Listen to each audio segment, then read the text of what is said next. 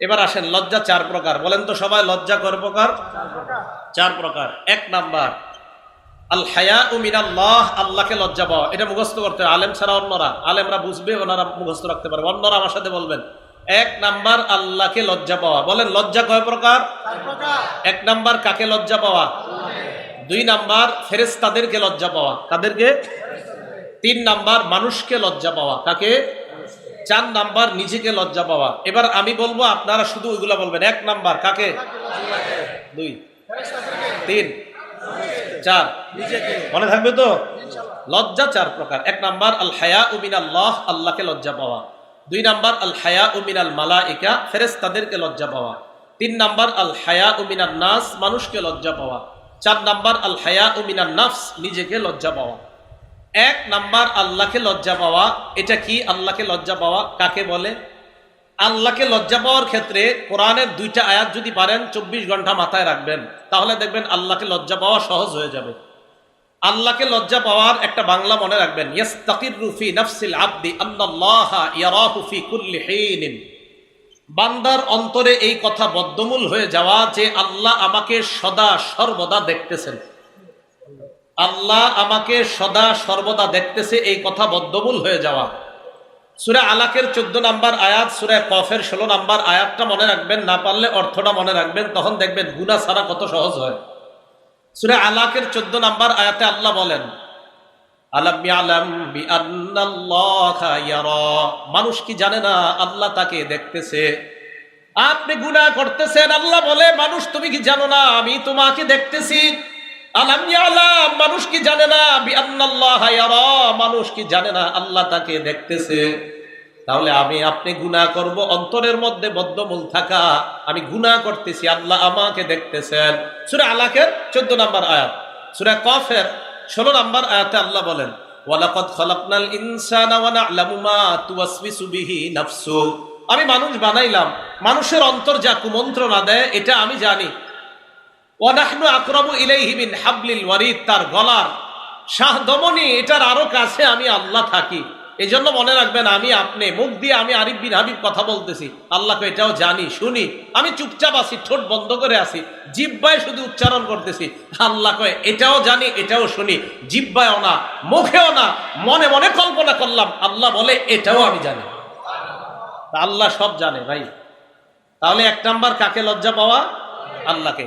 আল্লাহকে লজ্জা পাওয়ার দুটি দৃষ্টান্ত মনে রাখবেন। এক নাম্বার তিরমিজি শরীফের 2458 নাম্বার হাদিস। আল্লাহকে লজ্জা পাওয়ার আবার চার অর্থ। আহারে বুঝতেছি নি জানি মানুষগুলা, লজ্জা কয় প্রকার? এক নাম্বার কাকে লজ্জা পাওয়া? আল্লাহকে লজ্জা পাওয়ার আবার চার অর্থ। আল্লাহকে লজ্জা পাওয়ার কয় অর্থ? এই চারটা অর্থ নিব আমরা তিরমিজি শরীফের 2458 নাম্বার হাদিস থেকে। আব্দুল্লাহ ইবনে মাসউদ রাদিয়াল্লাহু তাআলা আনহুর বর্ণনা, ক্বালা রাসূলুল্লাহি সাল্লাল্লাহু আলাইহি ওয়াসাল্লাম, আল্লাহ নবী বলেন, ইস্তাহিউ মিনাল্লাহি হাক্কাল হায়া, নবীজি বলে তোমরা আল্লাহকে যথাযথভাবে লজ্জা পাও। সাহাবারা বললেন, ইয়া রাসূলুল্লাহ ইন্না লানাস্তাহি ওয়াল হামদুলিল্লাহ, আমরা তো লজ্জা পাই, সমস্ত প্রশংসা আল্লাহর, আপনি আবার লজ্জা দ্বারা আমাদেরকে কি বুঝাইতে চান? আল্লাহ নবী জবাব দেয়, লাইসা যাকা, লজ্জা মানে এটা লজ্জা না, ওয়ালাকিন্নাল ইস্তিহিয়া মিনাল্লাহ, আল্লাহকে লজ্জা পাওয়ার মানে হলো চারটা বিষয়। এক নাম্বার আনতাহফাজার রাসা ওয়া মা ওয়া, এই মাথা আর মাথার আশেপাশের অঙ্গগুলা গুনাহ থেকে হেফাজত করা। দুই নাম্বার ওয়া তাহফাজাল বাতনা ওয়া মা হাওয়া, পেট আর পেটের সাথে যা লেগে আছে এইগুলা গুনাহ থেকে হেফাজত করা। তিন নাম্বার ওয়া তাতাযাক্কারুল মাউত, তিন নাম্বার মরণকে স্মরণ করা। চার নাম্বার ওয়াল বিলা, মরণের পর তোমাকে মানুষ মাটির নিচে দাফন করে আসবে, ওই অবস্থায় তোমার কি হবে এই কথাটা স্মরণ করা। এই চারটা। চার নাম্বার ওয়াল বিলা মানে আপনি যে পচে গলে যাইবেন মাটিতে রাখার পর, এই কথাগুলা চিন্তা করা। আল্লাহকে লজ্জা পাওয়ার চার অর্থ। এক নাম্বার মাথা, মাথার আশেপাশের জিনিসগুলা গুনাহ থেকে হেফাজত করা। দুই নাম্বার পেট, পেটের আশেপাশের সব অঙ্গ প্রত্যঙ্গ গুনাহ থেকে হেফাজত করা। তিন নাম্বার মরণকে বেশি বেশি স্মরণ করা। চার নাম্বার আপনি যে মরে যাইবেন এরপর পচে যাইবেন এই বিষয়টা স্মরণ করা। বলেন তো এক নাম্বার কিসেরকে হেফাজত করা? মাথা, মাথার আশেপাশে যা কি আছে দেখেন তো, চোখ কি আছে? চোখ। এই চোখ দিয়ে গুনাহ করা যাবে না। মনে রাখবেন চোখ হলো গুনাহের বর্ডার। এই চোখ দিয়ে গুনাহ আমাদের শরীরে ঢুকে, এই জন্য এই বর্ডারকে হেফাজত করা। কলব হলো আপনার এই দেহ নামক অঙ্গরাজ্যগুলার রাজধানীর নাম কলব। হাত এক একটা অঙ্গরাজ্য, পা একটা অঙ্গরাজ্য। এই অঙ্গরাজ্যগুলো আপনি পরিচালনা করেন যেখান থেকে, এটা হলো কলব নামক রাজধানী।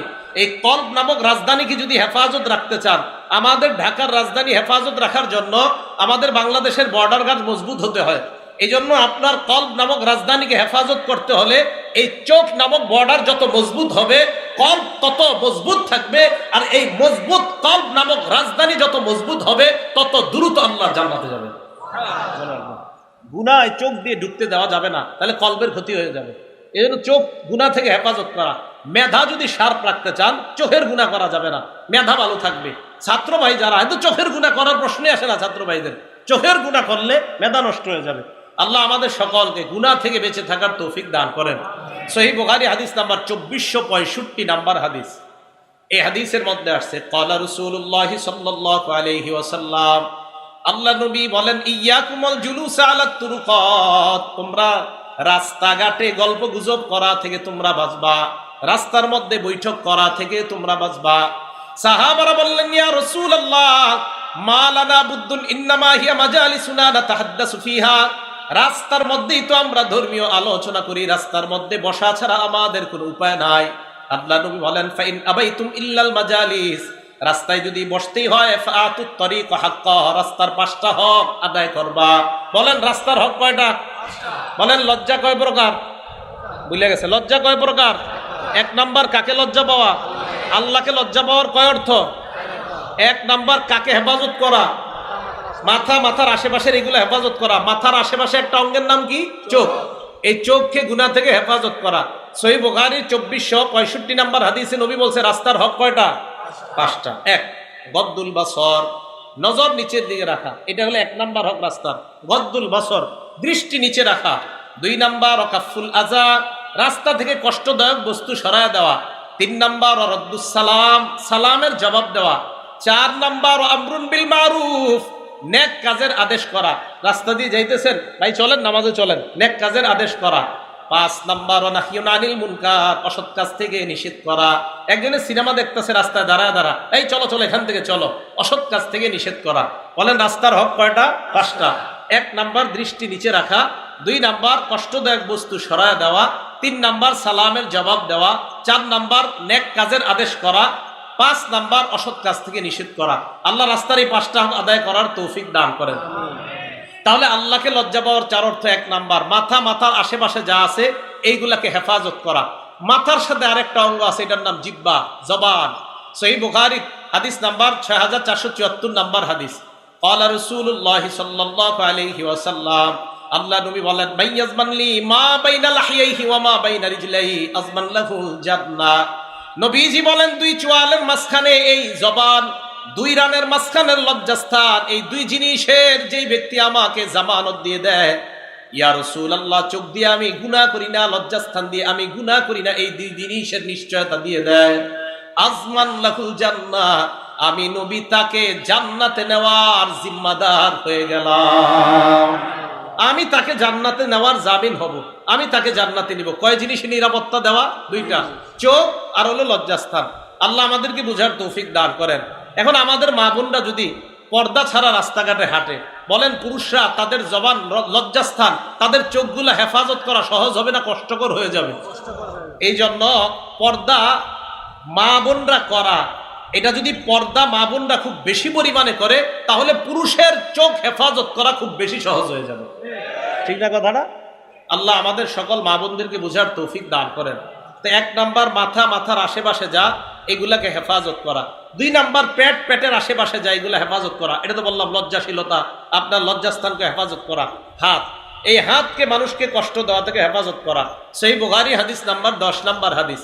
ক্বালা রাসূলুল্লাহ সাল্লাল্লাহু আলাইহি ওয়াসাল্লাম, আল মুসলিমু মান সালিমাল মুসলিমুনা মিন লিসানিহি ওয়া ইয়াদিহি, মুসলমান ওই ব্যক্তি যেই ব্যক্তির জবান এবং হাতের কষ্ট দেওয়া থেকে অন্য মুসলমান নিরাপদ থাকে। আমি মুখ দিয়ে কোনো মুসলমানকে কষ্ট দেই না, আমি হাত দিয়ে কোনো মুসলমানকে কষ্ট দেই না, তাহলে আমি প্রকৃত মুসলমান। ওয়াল মুহাজিরু মান হাজারা মা নাহাল্লাহু আন, মুহাজির প্রকৃত ওই ব্যক্তি যেই ব্যক্তি আল্লাহর নিষিদ্ধ বিষয়গুলা থেকে নিজেকে বাঁচিয়ে রাখে, যে ব্যক্তি আল্লাহর নিষিদ্ধ বিষয় থেকে বেঁচে থাকে, সে হলো প্রকৃত মুহাজির। এখন মুখের একটা গুরুত্বপূর্ণ কথা বলবো, মুখ দিয়ে আমরা কিছু গুনাহ করি, যে গুনাহগুলা করা আমাদের জন্য আসলে ঠিক না। এক, এই মাইকের সামনে বসে আমরা অনেকে ইচ্ছাকৃতভাবে হইলে আল্লাহর কাছে ধরা, ভুলবশত হইলে আল্লাহ মাফ করবে, ভবিষ্যতে যেন না হয়। মাইকে বসে আমরা কি করি? আল্লাহর নামেও মিথ্যা কথা বলি, নবীর নামেও মিথ্যা কথা বলি। মাইকে বসে কার নামে মিথ্যা কথা বলে? আল্লাহর নামে। আবার কার নামে? নবীর নামে। মনে রাখবেন সূরা নিসা, ওয়ামান আসদাকু মিনাল্লাহি হাদিসা, আল্লাহর কথার চেয়ে সত্য কথা আর কারো কথা নাই। ওয়ামান আসদাকু মিনাল্লাহি কিলা, আল্লাহর কথার চেয়ে সত্য কথা আর কারো কথা নাই।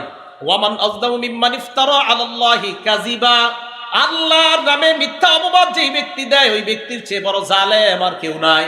এখন আপনি মাইকের সামনে বলতেছেন বৈশা, আল্লাহ এটা বলছে, আল্লাহ এটা বলছে, আসলে আল্লাহ এটা বলে নাই, এটা আল্লাহর নামে মিথ্যা অপবাদ, এটা আল্লাহ বলে নাই। এটা সাবধানতা অবলম্বন করা দরকার। এই জবান দিয়ে কথা বলা হয় যেটা আল্লাহ বলছে, আল্লাহ বলে না, এটা কোথাও পাবেন না, কোনো কিতাবে পাবেন না, কিন্তু বলতেছে আল্লাহ বলছে। আল্লাহর নামে মিথ্যা অপবাদ এই জবান দিয়ে দেওয়া যাবে না। এটা আমি আমাকে বলতেছি, আমার দ্বারা যেন কখনো এটা না হয়। দুই নাম্বার, রসুল আকরাম সাল্লাল্লাহু আলাইহি সাল্লামের নামে কোনো মিথ্যা কথা ইচ্ছাকৃতভাবে এখানে বসে বলা যাবে না। কার নামে বলেন সবাই? কার নামে? রসুল আকরাম সাল্লাল্লাহু আলাইহি সাল্লামের নামে। সহিহ বুখারী হাদিস নাম্বার 109, ক্বালা রাসূলুল্লাহ সাল্লাল্লাহু আলাইহি ওয়াসাল্লাম মাইয়াকুল আলাইয়া মা লাম আকুল, কোন ব্যক্তি যদি আমার নামে এমন কথা বলে যেই কথা আমি নবী বলি নাই। আবার কোন ব্যক্তি যদি আমার নামে এমন কথা বলে যেই কথা আমি নবী বলি নাই, ফাল্যাতাবাওয়া মাকআদাহু মিনান নার, ওই ব্যক্তি যেন তার ঠিকানা জাহান্নামে বানিয়ে নেয়। কোন ব্যক্তি আমার নামে এমন কথা বলে যা আমি নবী বলি নাই, সে যেন তার ঠিকানা জাহান্নামে বানিয়ে নেয়। তার ঠিকানা কোথায় বানিয়ে নেয়? জাহান্নামে বানিয়ে নেয়।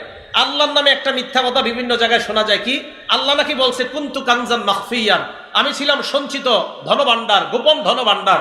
ফাআহবাবতু আন উরাফা, আমি চাইলাম মানুষের মাঝে প্রকাশ হইতে। ফাখালাকতুল খালকা লিউরাফা, তাই আমি সৃষ্টিকে বানাইলাম যেন মানুষ আমাকে চিনতে পারে। আল্লাহ নাকি পরিচিত হওয়ার জন্য মানুষ বানাইছে, সৃষ্টি বানাইছে, এটা আল্লাহর নামে মিথ্যা কথা। আল্লাহ এটা বলে নাই। রাসূল আকরাম সাল্লাল্লাহু আলাইহি সাল্লামের নামে মিথ্যা কথা। কি মিথ্যা কথা? বিদ্যানের কলমের কালি শহীদের রক্তের চেয়ে অধিক দামি, এটা আল্লাহ রাসূল সাল্লাল্লাহু আলাইহি সাল্লাম কোথাও বলে নাই।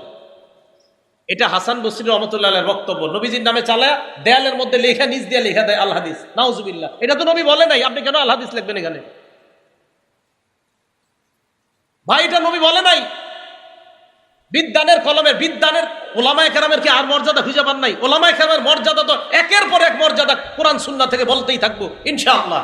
তো কেন এই সমস্ত মিথ্যা কথা লিখতে হবে? বিদ্যানের কলমের কালি শহীদের রক্তের চেয়ে দামি, এটা নবীজি বলে নাই কোথাও। তাহলে রাসূল সাল্লাল্লাহু আলাইহি সাল্লামের নামে মিথ্যা কথা বলা যাবে না। উত্তুবুল ইলম ওয়ালাউ বিসসিন, চীন দেশে হলো ইলম অর্জন করো, আল হাদিস নিজ দিয়ে লেখা। কোথায় বলছেন নবীজি এই কথা? ইলম অর্জন করতে হবে দূরে গিয়ে, এটা সত্যি কথা। অসংখ্য অগণিত হাদিস আছে। প্রায় 1500 মাইল সফর করে কাইস ইবনে কাসিরের বর্ণনা, দামেস্কের মসজিদে উনি বসা নবীর সাহাবার সাথে, যে এক ব্যক্তি আসছে, আসার পর নবীর সাহাবাকে কয়, আমি শুনেছি আপনার কাছে একটা হাদিস আছে, এই হাদিস শোনার জন্য আপনার কাছে আসছি। তাই নাকি? শুধু একটা হাদিস শুনতে আসছো? কয় হ্যাঁ। কোত্থেকে? আতাইতু মিনাল মাদিনা মিন মাদিনাতি রাসূলি সাল্লাল্লাহু আলাইহি সাল্লাম, আমি রাসূলের মদিনা ওই শহর থেকে আমি আসছি আপনার কাছে। লিহাদিসিন বালাগানি আন্নাকা তুহাদ্দিসুহু আন রাসূলিল্লাহি সাল্লাল্লাহু আলাইহি সাল্লাম, একটা হাদিস শুনতে আসছি যে আপনি নাকি নবীজি থেকে বর্ণনা করেন। একটা হাদিস কোনো ব্যবসার কারণে আসো নাই? আমা কাদিমতা লিতিজারা, তুমি কোনো ব্যবসার কারণে আসো নাই? কয় না। শুধু একটা হাদিস শুনতে আসছো? কয় হ্যাঁ। প্রায় 1267 কিলোমিটার রাস্তা অতিক্রম করে একটা হাদিস শুনতে আসছে। কয়টা হাদিস? তো এই হাদিসগুলো আপনারা বলতে পারেন না? দেয়ালে লেখা দেয় কি যে চীন দেশে গিয়ে হইলো তুমি ইলম অর্জন করো, আল হাদিস। আরে ভাই নবীজি কোথায় বলছে এই কথা? এটা তো নবীজি বলে নাই। নবী বলছে আমার নামে যে এমন কথা বলে যা আমি বলি নাই, সে যেন তার ঠিকানা জাহান্নামে বানিয়ে নেয়। সহিহ বুখারী হাদিস নাম্বার 110, মান কাযাবা আলাইয়া মুতাআম্মিদা, রাসূল সাল্লাল্লাহু আলাইহি সাল্লাম বলেন, কেউ যদি আমার নামে ইচ্ছাকৃতভাবে মিথ্যা কথা বলে, ফাল্যাতাবাওয়া মাকআদাহু মিনান নার, সে যেন তার ঠিকানা জাহান্নামে বানিয়ে নেয়। আগেরটা কি বলছে? কেউ যদি আমার নামে এমন কথা বলে যা আমি বলি নাই। এই হাদিসে বলছে কেউ যদি আমার নামে ইচ্ছাকৃতভাবে মিথ্যা কথা বলে, সে যেন জাহান্নামে তার ঠিকানা বানিয়ে নেয়। সহিহ বুখারী হাদিস নাম্বার 1291 নাম্বার হাদিস। এই হাদিসের মধ্যে রাসূল আকরাম সাল্লাল্লাহু আলাইহি সাল্লাম কি বলছে? ভাই বাংলাটা মন দিয়ে শুনেন। ইন্না কাযিবান আলাইয়া লাইসা কাযিবিন আলা আহাদিকুম, নবীজি বলছে শোনো, আমার নামে মিথ্যা কথা বলা আর তোমাদের কোনো সাধারণ ব্যক্তির নামে মিথ্যা বলা এক না। ওনার নামে আমি মিথ্যা কথা বলা এটাও অন্যায়, কিন্তু নবীজি বলেন উনি সাধারণ মানুষের নামে তুমি মিথ্যা বলা আর আমি নবীর নামে মিথ্যা বলার অপরাধ সমান না। মনে রাখবা, কোন মুসলমানের নামে তুমি মিথ্যা বলা এটাও ভয়ঙ্কর অপরাধ, তোমার ভয়ঙ্কর শাস্তি হবে, কিন্তু আমি নবীর নামে মিথ্যা কথা বলাটা এই অপরাধ দুইটা সমান মনে করবা না। আমার নামে মিথ্যা বলাটা এটা ভয়ঙ্কর অপরাধ। তাহলে রসুলের নামে মিথ্যা কথা বলা এটা এই যে মাথার সাথে সম্পর্ক, মুখ এই মুখ দিয়ে মিথ্যা কথা বলা যাবে না। সহিহ মুসলিম হাদিস নাম্বার 1 মাদ্রাসার পাঠ্যপুস্তক অনুযায়ী ক্বালা রাসূলুল্লাহ সাল্লাল্লাহু আলাইহি ওয়াসাল্লাম লা তাকযিবু আলাইয়া, তোমরা আমার নামে মিথ্যা কথা বইলো না। ফাইন্নাহু মাইয়াকযিব আলাইয়া ইয়ালিজিন্নার, আমার নামে যদি কেউ মিথ্যা কথা বলে, এই হাদিস আমি এটাই বুঝছি কয় ইয়ালিজিন্নার, কয় সরাসরি জাহান্নামে যাবে, সরাসরি জাহান্নামে যাবে। ইয়ালিজিন্নার, সে জাহান্নামে প্রবেশ করবে আমার নামে মিথ্যা কথা বলে। সহিহ মুসলিম হাদিস নাম্বার 6 ক্বালা রাসূলুল্লাহ সাল্লাল্লাহু আলাইহি ওয়াসাল্লাম, আল্লাহ নবী বলেন সায়াকুনু ফি আখিরিজ জামান উনাস, শেষ জামানায় এমন কিছু মানুষের আবির্ভাব ঘটবে ইউহাদ্দিসুনাকুম মা লাম তাসমাউ আনতুম ওয়ালা আবাউকুম, তোমাদের সামনে এমন হাদিস বলবে যা তোমরাও শোনো নাই, তোমাদের বাপ দাদারাও শোনে নাই। ফাইয়াকুম ওয়া ইয়াহুম, তাদের থেকে তোমরা বেঁচে থাকবা। সহিহ মুসলিম হাদিস নাম্বার 7 ক্বালা রাসূলুল্লাহ সাল্লাল্লাহু আলাইহি ওয়াসাল্লাম ইয়াকুনু ফি আখিরি উম্মতি দাজ্জালুনা কাজ্জাবুন, শেষ জামানায় আমার উম্মতের মধ্যে এমন কিছু মিথ্যাবাদী দাজ্জালের আবির্ভাব ঘটবে। ইয়াতুনাকুম মিনাল আহাদিস, যারা তোমাদের সামনে এমন হাদিস পেশ করবে মা লাম তাসমাউ আনতুম ওয়ালা আবাউকুম, যা তোমরাও শোনো নাই, তোমাদের বাপ দাদারাও শুনে নাই। ফাইয়াকুম ওয়া ইয়াহুম, তোমরা তাদের থেকে বেঁচে থাকবা। লা ইউদিল্লুনাকুম ওয়ালা ইফতিনুনাকুম, তারা যেন তোমাদেরকে পথভ্রষ্ট করতে না পারে, তারা যেন তোমাদেরকে ফিতনায় না ফালায়। ভাই আমি বুঝাইতে চাইলাম, আল্লাহকে লজ্জা পাওয়ার 1 নাম্বার অর্থ মাথা আর মাথার আশেপাশে যা আছে এইগুলা গুনাহ থেকে হেফাজত করা। এই জবান, এটা মাথার সাথে এই আমার এই জায়গাটার সাথে সম্পৃক্ত। এই জবান দিয়ে ওনার নামে তো মিথ্যা বলাই যাবে না, আর আল্লাহ রসুলের নামে মিথ্যা বলার তো কল্পনাও করা যাবে না। মাইকের সামনে বৈশা সাবধান, আল্লাহ এটা বলছে, নবী এটা বলছে। আমি যেদিন দেখবো আমি পারি না যে আল্লাহ বলছে আর নবী বলছে এই কথা বলতে, যেদিন পারি না আমি ওয়াজই করবো না। কেন? আল্লাহ আর আল্লাহ রসুল যা বলছে এতটুকু ওয়াজ কি যথেষ্ট না? আপনার ওইটা কইতে হবে, ওইটা কইতে হবে, এত কিছু কেন? হ্যাঁ, কোরআনের তো 6236টা আয়াত, রসুলের প্রায় 10 লক্ষ হাদিস থাকতে আপনার এত জায়গা থেকে ওয়াজ আনতে হবে কেন? বিসমিল্লাহ। কোরআন সুন্নাহ খুব বেশি পড়তে হবে। ছাত্র ভাই মাদ্রাসা দাওরা হাদিস পর্যন্ত আপনাদের কাছে আমার আবদার, পড়েন, শুধু পড়েন। মনে রাখবেন, সৃষ্টির শুরু আল্লাহ বানাইছে কলম, আর ইসলামের শুরু পড়া। সৃষ্টির শুরু কি আর ইসলামের শুরু? আন্দাজি কইছি না। আবু দাউদ শরীফ হাদিস নাম্বার 4700 নাম্বার হাদিস, রাসূল আকরাম সাল্লাল্লাহু আলাইহি সাল্লাম বলেন ইন্না আউওয়ালা মা খালাকাল্লাহুল খালকা আল কলম, সর্বপ্রথম সৃষ্টি বানাইছে আল্লাহ কলম। এই যে কি বানাইছে? কলম দিয়ে কি করি আমরা? আল্লাহ কলম রে বলছে উক্তুব, লেখো। কলম কয় মা যা আক্তুবু ইয়া রব, রব আমি কি লিখবো? আল্লাহ বললেন উক্তুব মাকাদিরা কুল্লি শাইইন হাত্তা তাকুমাস সাআ, সব জিনিসের ভাগ্য তুমি কিয়ামত পর্যন্ত এই ভাগ্যগুলা কি হবে এটা লেখা দাও। তাহলে সৃষ্টির শুরু কি? কলম। এবার দেখেন ইসলামের শুরু কেমনে হয়েছে। সহিহ বুখারী হাদিস নাম্বার 3, একদম বুখারী শরীফ খুললেই নবীজি সাল্লাল্লাহু আলাইহি সাল্লাম তাহান্নুস করতে লাগলেন, রাত্রিকালীন ইবাদত করতে লাগলেন। জিবরিল আমিন নবীজির কাছে আসছে, আসার পর বললেন ইকরা ইয়া মুহাম্মদ, আগে বলছে পড়েন পড়েন হে মুহাম্মদ। তো ইসলামের নবীজির সাথে জিবরিল আমিনের কথা শুরু হয়েছে পড়া দিয়া, দুনিয়া শুরু লেখা দিয়া। জিবরিল আমিনের সাথে নবীজির কথা শুরু হয়েছে পড়া দিয়া। তো ইসলাম আর দুনিয়া গবেষণা করলে লেখাপড়া, আমাদের সবচেয়ে অভাব লেখাপড়া। ছাত্র ভাইয়েরা পড়েন, এত বেশি পড়েন, পড়তে পড়তে যদি আপনি কিছু হয়ে যান তখন বুঝেন। খুব বেশি পড়েন, মোবাইল থেকে দূরে থাকেন, খুব বেশি পড়াশোনা খুব দরকার। অবস্থা ভয়ঙ্কর, আপনাদের দ্বারা আল্লাহ ইসলাম হেফাজত করবে। যদি পড়াশোনা না করেন তাহলে অবস্থা খারাপ হবে। পড়াশোনা করতে হবে খুব বেশি। আল্লাহ আমাদেরকে বোঝার তৌফিক দান করেন। এখানে বসে মিথ্যা কথা বলা যাবে না। 1 নাম্বার আল্লাহকে লজ্জা পাওয়া, মাথার সাথে যা সম্পর্ক এইগুলাকে কোনো গুনাহ করা যাবে না। 1, 2 পেটের সাথে সম্পর্ক গুনাহ করা যাবে না। 3 মরণকে স্মরণ করা। 4 নাম্বার মরণের পরে যে আমি পচে গলে যাব এইটাকে স্মরণ করা। আল্লাহ আমাদের সকলকে সতর্কতার সাথে যেন আমরা চলতে পারি তৌফিক দান করেন। 2 নাম্বার কারে লজ্জা পাওয়া? ফেরেশতা। 1 নাম্বার আল্লাহকে লজ্জা পাওয়া। আল্লাহকে লজ্জা পাওয়ার আরেকটা দৃষ্টান্ত দিই। অনেকে ঘরে একা একা থাকেন, দরজা বন্ধ করে থাকেন না? একা একা তো এই জায়গায় আপনি রান খুইলা এমনি ইচ্ছাকৃতভাবে বৈশা থাকবেন, রান খুইলা মানে লজ্জা, যেই জায়গা সতর ঢাকা ফরজ, এই সতর খুইলা এমনি বৈশা রয়েছেন, কেউ কিন্তু দেখে না, দরজা লাগানো। এটা ঠিক হবে কিনা আগে হাদিস শুনি, দেখি ঠিক হয় কিনা। আবু দাউদ শরীফ 4017 নাম্বার হাদিস। এই হাদিসের মধ্যে আসছে নবীজির এক সাহাবা নাম বাহাস ইবনে হাকিম, উনি ওনার বাবা থেকে, ওনার বাবা ওনার দাদা থেকে হাদিস বর্ণনা করছে। কি উনি বলেন, আওরাতুনা মা নাতি মিনহা ওয়া মা নাযার ইয়া রাসূলুল্লাহ, হুজুর আমাদের যে জিনিসগুলা ঢেকে রাখবো কতটুকু ঢেকে রাখতে পারবো, কতটুকু আমরা ঢেকে রাখবো না। নবীজি জবাব দিলেন, ইহফাজ আওরাতাক ইল্লা মিন যাওজাতিক, তুমি তোমার বিবি ছাড়া অন্য সকলের সামনে লজ্জাস্থান ঢেকে রাখবা। লজ্জাস্থান কখনো প্রয়োজন হলে খোলা, এটা আল্লাহ খাদ দিয়ে দিছে, কোথায় লজ্জাস্থান খোলা যাবে। এরপর সাহাবা প্রশ্ন করে ফেলছে, দেখেন, ইদা কানা আহাদুনা খালিয়ান ইয়া রাসূলুল্লাহ, হুজুর আমাদের কেউ যদি ঘরের ভিতরে একা একা থাকে তাহলে কি সব ঢাকা রাখতে হবে? ভালো করে মন দিয়ে শুনেন,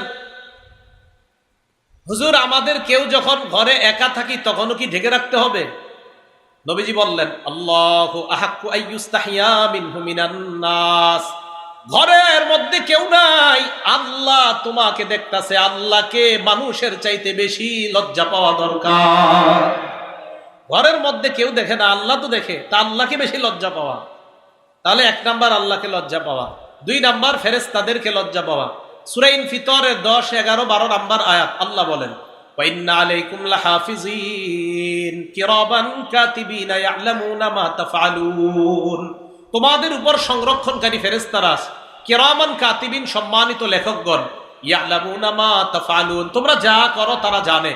তাহলে আমি আপনি দেখেন এখন থেকে, আজকে থেকে, এই যে এখন হেঁটে হেঁটে যাব, আচ্ছা আমাকে আল্লাহও দেখে সর্ব অবস্থায়, আবার 2জন ফেরেশতাও আমাকে দেখতেছে, তারা লিখবে, সব লিখে ফেলতেছে, সম্মানিত ফেরেশতারা। তো আমি আপনি সবসময় ভাবা আল্লাহ সর্বদা দেখতেছে, আবার ফেরেশতারাও লেখার জন্য প্রস্তুত, এই কথাটা ভাবনায় আনা, তাহলে দেখবেন গুনাহ করা আমাদের জন্য কঠিন হয়ে যাবে। এটা 2। 3 নাম্বার মানুষকে লজ্জা পাওয়া। কাকে লজ্জা পাওয়া ভাই? মানুষকে লজ্জা পাওয়া। মানুষকে লজ্জা পাওয়ার উদাহরণ কি? নাসাই শরীফের 406 নাম্বার হাদিস, মন দিয়ে শুনেন। আপনাদের এলাকায় নদী আসেনি? নদীতে গোসল করেনি মানুষ? মানে একদম খোলামেলা গোসল করে? খোলামেলায় তো আপনার শরমে বুঝতেছেন না, দেয়াই তো যায়। হ্যাঁ, পুরুষরা করে না গোসল? নারীরাও করে। হ্যাঁ জি করে। চিন্তা করে আমার এলাকায় না, সমস্যা নাই, আমগো এলাকার নদীতেও করে, আপনাদের এলাকায় তো করে। আচ্ছা হয়তো আপনার এলাকায় করে না, আমাদের এলাকার এদিকে নদীতে আমি দেখছি করে। ঠিক আছে, আপনাদের আল্লাহ হেফাজত করুন।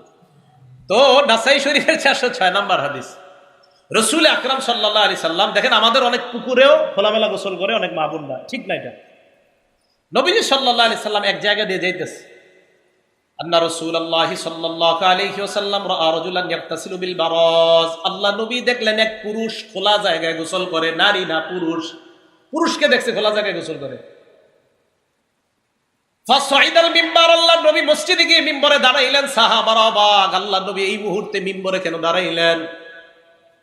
মিম্বরে দাঁড়ানোর পর ফাহামিদাল্লাহ ওয়া আসনা আলাই, আল্লাহ নবী আল্লাহর প্রশংসা করলেন, করার পর বললেন, শোনো তোমরা, ইন্নাল্লাহা হালিম, আল্লাহ ধৈর্যশীল, আল্লাহ সহনশীল, হাইয়ুন, আল্লাহ বড় লাজুক, সিত্তিরুন, আল্লাহ মানুষের দোষগুলা গোপন রাখে, আল্লাহ মানুষের দোষগুলা গোপন রাখে।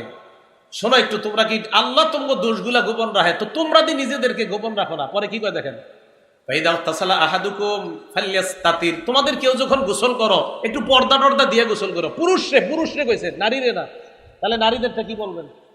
একটা পুরুষকে দেখছে খোলা জায়গায় গোসল করে, তো নবীজি সাল্লাল্লাহু আলাইহি সাল্লাম বললেন, আর আরেকটা কথা, এমনিও পুরুষরা, আমরা যারা ছাত্র ভাইয়েরা গোসল করি, একটা গামছা রাখা দরকার গোসল করার সময়, অন্য যেন আপনার শরীরের দিকে নজর না দেয়। আল্লাহ আইনু হাক্কুন আর নজর হাক্কুন, নজর কিন্তু লেগে যায়।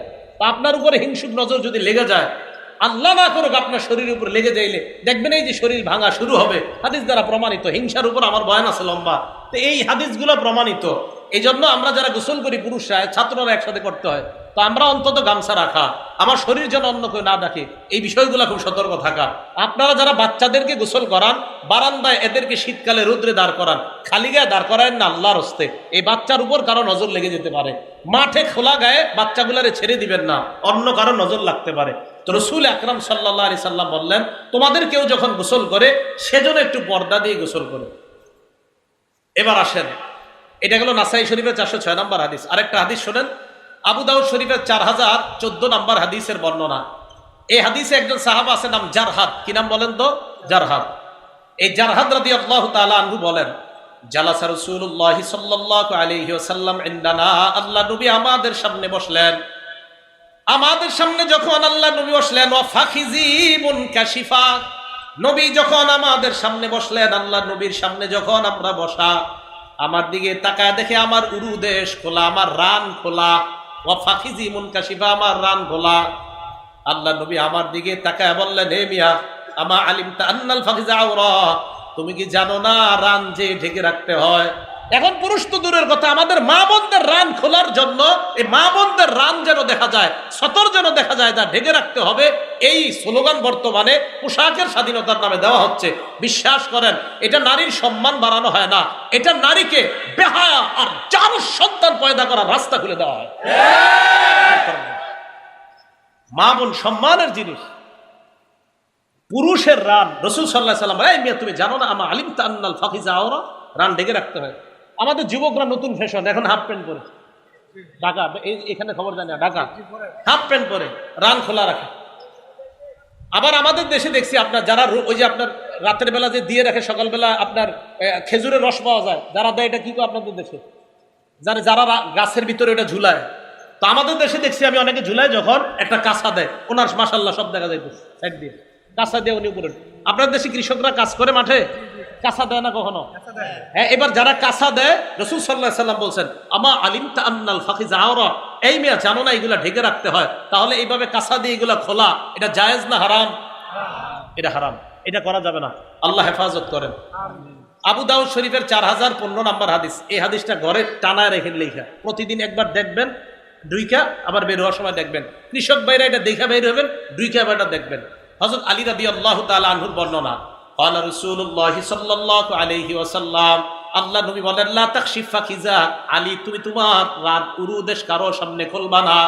এবার আল্লাহ নবী যেটা বললেন, আলী ওয়ালা তানজুর ইলা ফাখিজি হাইয়িন, জীবিত ব্যক্তির রানের দিকে দেখবা না। তো জীবিত ব্যক্তির রানের দিকে না দেখা, এটা তেমন, এটা একটা বলছে নবী। এবার কি কয় দেখেন, ওয়ালা ফাখিজি মাইয়িতিন, মরা ব্যক্তির রানও দেখবা না। মরা ব্যক্তির রান দেখা নিষেধ। কৃষক যারা কাজ করে সবাই মরা না জীবিত? তাহলে মরা ব্যক্তির রান দেখা যদি নিষেধ হয়, জীবিত ব্যক্তির রান দেখা বা দেখানো জায়েজ না হারাম? হারাম। আল্লাহ আমাদেরকে এগুলা থেকে বেঁচে থাকার তৌফিক দান করেন। আরেকটা হাদিস শোনেন, আবু দাউদ শরীফের 4016 নম্বর হাদিস। এক সাহাবা পাথর নিচে মাথায়, আমাদের দেশেও এরকম বোঝা বহন করে, মাটি নেয়, পাথর নেয়, তো কাঁচা দেয়। এক সাহাবা পাথর নিচে, উনি বলেন, হামালতু হাজারান সাকিলা, আমি ভারী পাথর আমার মাথায় নিলাম, হঠাৎ আমার লজ্জাস্থান থেকে কাপড় পরে যায়। আল্লাহ নবী আমাকে বললেন, আলাইকা বিল আউরা, এই তাড়াতাড়ি ঢাকো। কি করো? তাড়াতাড়ি ঢাকো। লা তামশু উরাতা, তোমরা উলঙ্গ হয়ে হাঁটবা না, উলঙ্গ হয়ে হাঁটবা না। ছেলেদের জন্য, যাদের বালেগ হয়ে গেছে তাদের জন্য মনে রাখবেন, এই হাফ প্যান্ট পরে রাস্তাঘাটে হাঁটা হারাম, কাউকে দেখানো রান হারাম, কেউ তার রানের দিকে দেখা হারাম। আল্লাহ হারাম থেকে বেঁচে থাকার তৌফিক দান করেন। আমিন।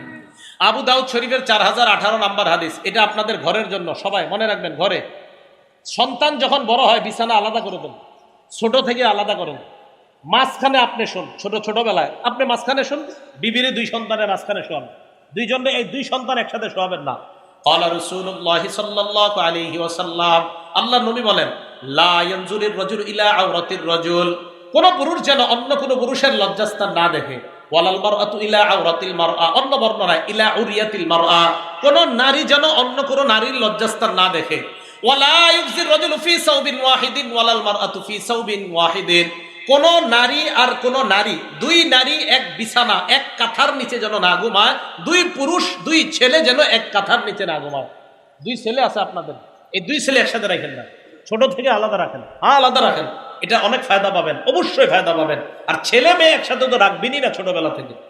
রাসূল আকরাম সাল্লাল্লাহু আলাইহি সাল্লাম বললেন, ওয়ালা ইউফজির রাজুল ইলা রাজুলি ফি সাওবিন ওয়াহিদ, এক ছেলে আরেক ছেলের সাথে এক কাঁথার নিচে, এক মেয়ে আরেক মেয়ের সাথে এক কাঁথার নিচে, এটা ঠিক না। অনেকের সামর্থ্য কম, একটু চেষ্টা করেন। বিছানা যদি আলাদা করতে, খাট যদি আলাদা করার সামর্থ্য না থাকে, এক বিছানা অন্তত আলাদা চেষ্টা করেন, মাঝখানে বালিশ দিয়ে সেপারেট করার চেষ্টা করেন। অথবা আপনারা যারা ঘরে থাকেন, মা থাকলে ছোটবেলা থেকে সন্তান দুইটার মাঝে আপনি শোন, যদি স্বামী অন্যত্র থাকে। বাবা যারা আছেন আপনারা বিষয়গুলো খেয়াল রাখবেন। কথাগুলো ভাই মনে থাকবে তো ইনশাল্লাহ? এগুলো হলে ইনশাল্লাহ ছোট থেকে সন্তানগুলা লাজুক হবে। আল্লাহ সবাইকে লজ্জাশীলতার গুণে গুণান্বিত হওয়ার তৌফিক দান করেন। আমাদের নবী কেমন লাজুক ছিল একটু শুনবেন। সহিহ বুখারী হাদিস নাম্বার 6102 নাম্বার হাদিস। এই হাদিসের মধ্যে আসছে, কানা রাসূলুল্লাহ সাল্লাল্লাহু আলাইহি ওয়াসাল্লাম আশাদ্দা হায়াআ মিনাল আযরা'i ফি খিদরিহা। একজন কুমারী নারী পর্দার আড়ালে যতটা লাজুক, এর চাইতে বেশি লাজুক ছিলেন আমাদের নবী। একটা কুমারী মেয়ে পর্দার আড়ালে যতটা লাজুক, এর চেয়ে বেশি লাজুক ছিলেন মুহাম্মদ সাল্লাল্লাহু আলাইহি ওয়াসাল্লাম। আম্মা জান আয়েশা সিদ্দিকা একটা হাসির হাদিস আমাদেরকে শোনাইছে, শোনামুনি? সহিহ বুখারী হাদিস নাম্বার 314। এই হাদিসের মধ্যে আসছে, এক নারী নবীজির কাছে মাসালা জিজ্ঞেস করতে আসছে। আসার পর কয়, ইয়া রাসূলুল্লাহ, আন্না ইমরাআতান সালাতিন নবী সাল্লাল্লাহু আলাইহি ওয়াসাল্লাম আন গুসলিহা মিনাল হাইজ। আমাদের মা বোনরা মাসে একটা অসুস্থতা হয়, যেটা আপনারা জানেন। তো এই অসুস্থতা এক নারী নবীজির কাছে আসছে। আয়েশাকে, হুজুর আমি পবিত্র হবো কিভাবে? তো নবীজি বললেন, খুজি ফিরসাতাম মিন মিসকিন, তুমি কস্তুরি লাগানো একটা টুকরা নাও, নেকড়া নাও, তাতাহহারি বিহা, এরপর এটা দিয়ে তুমি পবিত্রতা অর্জন করো। তো নবীজি বলে দিছে নিয়ম। এরপর ওই নারী কয়, কাইফা তাতাহহারু, হুজুর কিভাবে পবিত্রতা অর্জন করব? নবীজি বললেন, তাতাহহারি বিহা, যেভাবে বললাম এইভাবে করো। আবার কয়, কাইফা তাতাহহারু, হুজুর আমি কিভাবে পবিত্রতা? আম্মা জান আয়েশা দূর থেকে দেখতেছে আর রাগ হইতেছে, খালি যে মহিলার প্রশ্ন করার জিনিস পায় না, বারবার খালি একই কথা জিজ্ঞেস। তো আবার জিজ্ঞাসা, হুজুর কিভাবে? নবীজি বলেন, সুবহানাল্লাহ তাতাহহারি। নবীজি বুঝলেন আর কি, আরে আশ্চর্য, বারবার বলতেছি পবিত্রতা অর্জন করো।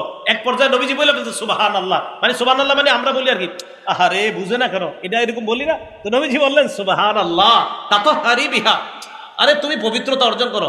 আম্মা জান কয়, ফাজতাবাসতুহা, হুজুর রাগ হয় না, একটু আপনার হাত দেন, এবার টান দিলাম, ফাজতাবাসতুহা, মহিলার টান দিছে, এদিকে এসো, তোমার বারবার বলতেছে বুঝো না। কি বললো? তুমি বুঝো নাই, এইভাবে কাপড় নিবা, নেওয়ার পর পবিত্রতা অর্জন করবা, বুঝছো? হ্যাঁ যাও। তো রাসূল সাল্লাল্লাহু আলাইহি সাল্লাম লজ্জায় বারবার বলতে পারতেছিলেন না কথা, এই জন্য একবার বইলা।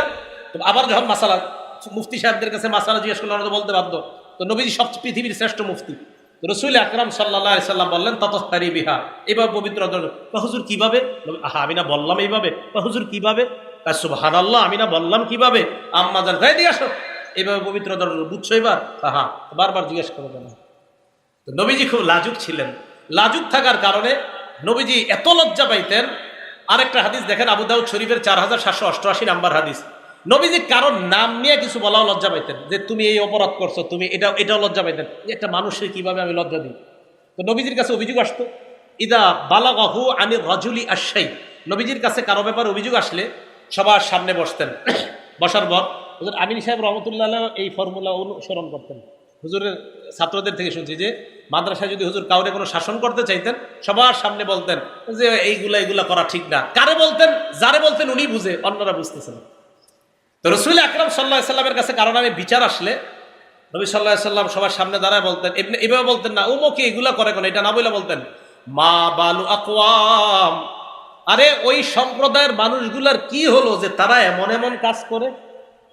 বলে না যে অমুকে, আরে এমন সম্প্রদায়ের কি হলো যে এটা করে। কেন? নবীজি সবচেয়ে লাজুক ছিলেন, এই কারণে কারণ নাম নিয়ে কিছু বলাটাও নবীজি চিন্তা করতেন, আরে বেচারা মনে লজ্জা পাবে, তাই কারণ নাম নিয়ে কিছু বলতেও নবী লজ্জা পেতেন। আল্লাহ আমাদের সকলকে এই লজ্জাশীলতার গুণে গুণান্বিত হওয়ার তৌফিক দান করেন। তাহলে বলেন তো, নারীরা পোশাকে ঢেকে থাকার মধ্যে লজ্জা না খুলে দেখার মধ্যে লজ্জা? ঢেকে থাকার মধ্যেই লজ্জা। পুরুষরা এই হাঁটু সহ এই সতর ঢাকার মধ্যে লাজুকতা, লজ্জাশীলতা, নাকি হাফ প্যান্ট পরার মধ্যে লজ্জাশীলতা? তাহলে একটা পুরুষের জন্য যেহেতু এটা জায়েজ নাই হাফ প্যান্ট পরাটা, তো কোনো নারীর জন্য তো হাফ প্যান্ট পরা জায়েজ হওয়ার প্রশ্নই আসতে পারে না। আল্লাহ পাক রব্বুল আলামিন আমাদের সকলকে লজ্জাশীলতার যেই কথাগুলো বললাম, আপনারা ঠান্ডা মাথায় অন্যদেরকে বোঝানোর চেষ্টা করবেন, কারো উপরে রেগে যাবেন না, বুঝাবেন যে আসলে এগুলা তো লজ্জাশীলতার অভাবের কারণে হয়। আল্লাহ আমাদের সকলকে কথাগুলা বুঝে শুনে আমল করার তৌফিক দান করেন। আমিন। ওয়া আখিরু দাওয়ানা আনিল হামদুলিল্লাহি রাব্বিল আলামিন।